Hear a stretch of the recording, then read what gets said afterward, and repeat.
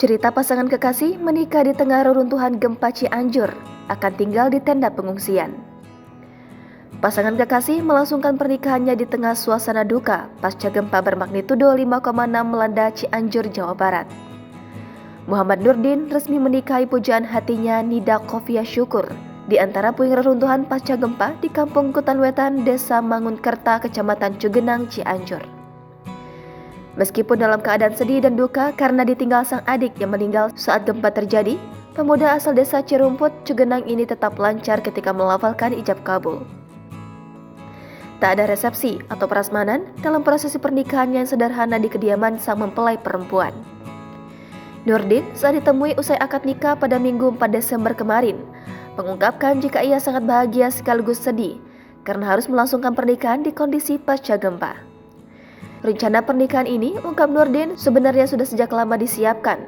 Mulai dari dekorasi dan pelaminan yang sudah dipesan, hingga undangannya juga sudah dicetak. Namun, akibat gempa di Cianjur, pihak keluarga kembali urun rembuk membicarakan nasib rencana pernikahan tersebut. Pihak keluarga perempuan dan laki-laki pun sepakat pernikahan dilaksanakan sesuai dengan waktu yang ditentukan di tengah pasca gempa yang terjadi. Kemudian, saat ditanya akan tinggal di mana, Nurdin mengatakan selama beberapa hari dia bersama istri akan tinggal di rumah orang tua istrinya yang masih bisa ditempati.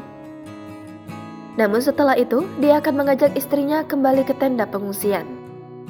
Harapan Nurdin, momen pernikahan ini dapat menjadi awal bangkitnya kehidupan baru sebagai seorang penyintas bencana sekaligus seorang suami.